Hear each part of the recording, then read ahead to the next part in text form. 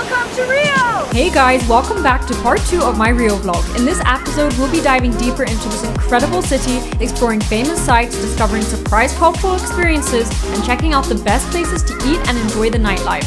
So without further ado, let's go for round 2.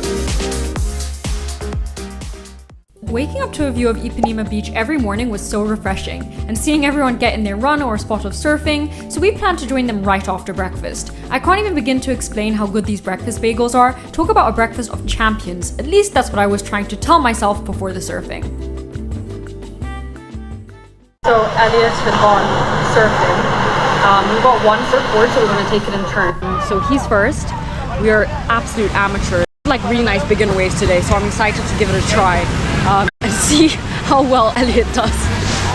It can be a little intimidating because there are so many good surfers on Ipanema Beach, and Elliot's style was questionable to say the least.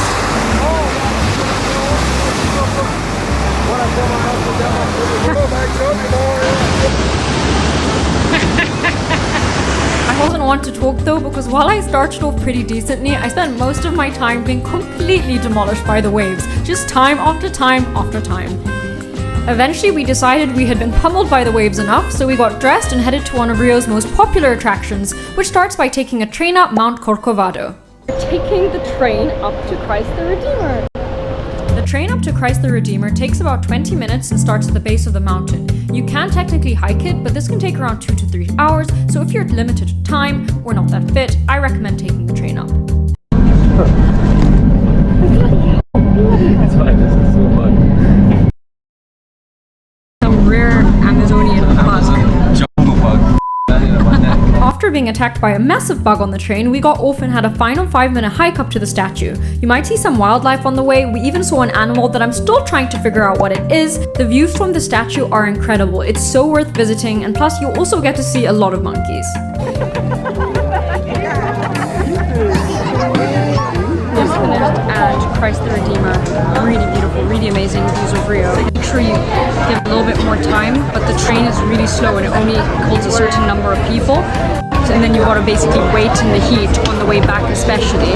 You're lucky you get the second train. I mean, these are the views. After we took the train down, it was time for a bite to eat. Brazil is famous for pastels, a crispy deep fried pastry with different savory fillings. So when we came across the shop just a few paces away from the station, I was so keen on trying them. I have to say, this smells absolutely amazing. That's the beef. That's the beef. Look at those fillings. Yeah. Oh wow. It's good. Oh, it's really good. Okay, now try the beef. And how much are these? I want to just give you guys some context. 12 for $2. $2. Another little tip is make sure if you like chili to get this hot sauce. I haven't been that impressed with hot sauces while I've been here, but this one is really delicious. I don't know if it's the same with the ranch. This hot sauce is delicious if you like chili. Up next door to grab a coffee from a Brazilian coffee roasters. Elliot is a huge coffee lover and he said it was absolutely delicious. I never drink espresso. This is so. If I had to finish this, I'd get like. While we were sipping on our coffees, we were pleasantly surprised when the owner of the shop asked us if we wanted to take a look at their roasting room upstairs. Hi, how are you? We spent a good half hour learning about Brazilian coffee, where it grows, and even got to try some coffee beans. Wow. Coffee. Here, the green coffee. Coffee is.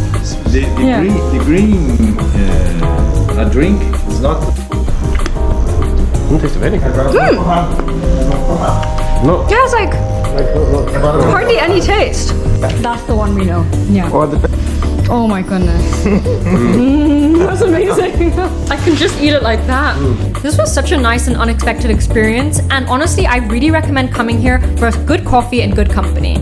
Right after this, we hopped into our Uber and headed to the Botanical Gardens. They are truly beautiful, and the cafe here is so stunning, with the view overlooking the Christ the Redeemer statue. But just a quick note, this is no hidden gem.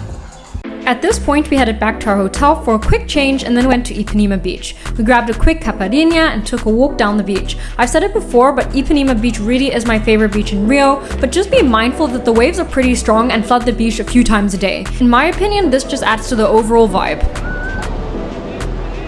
I did mention it was wavy and I tested this myself. The waves were so big in the evening. The back current is super strong too, so do be careful. Despite that, it's so much fun. I had such a good time just being a kid and playing in the waves. Before long, the sun was setting, and again, a large part of Ipanema Beach is people watching. People doing their exercise and playing football, and after being here, I totally see why they say football is life in Brazil.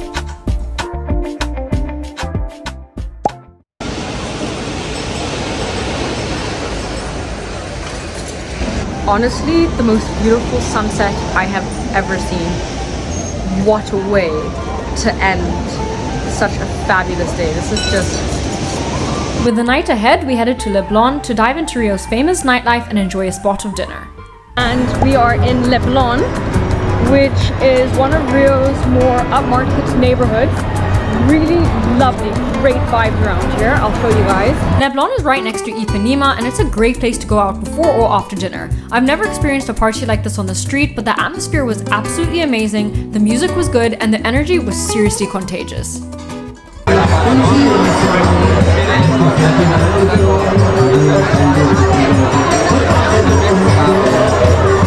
After pre-drinks on the street, we headed for dinner in the same neighborhood. So we are heading to Henriqueta, which is a Michelin guide and 50 best recommended restaurant. It is Portuguese food, so very excited to try all the delicious Portuguese food, fresh prawns, maybe some octopus, which is Rio's known for a lot of fresh seafood. So I'm super excited to try that tonight. As I said, Henriqueta specializes in Portuguese Brazilian cuisine, and I have to say it really exceeded my expectations. The wine by the glass was amazing, the food was so tasty, and we had the most amazing fresh prawns in oil, parsley and garlic, and the raw tuna and local steak were so tasty. With dinner done, we decided to check out a bit more of the nightlife in Rio, so we headed to the most famous spot for nights out in Rio, Lapa.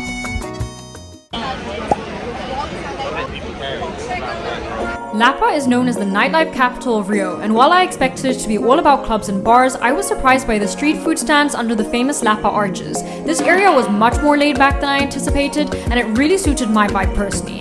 However, the vast majority of Lapa is still about clubs and bars with people ready for a real party. Lapa has got a mixed reputation as it's known for its high crime rates and gang activity. There was a lot of security present, but at the same time, this did make me feel comfortable knowing police were there. Loads of people. I think I found where everyone was hiding in Rio. There's a big police presence. Overall, I didn't feel unsafe while I was there, and like I said, if you are looking for a party, it's a great place to go. Just be mindful of your belongings and drink. Not really, you're here for a party. With that, we concluded the night and headed back to the hotel for a good night of sleep.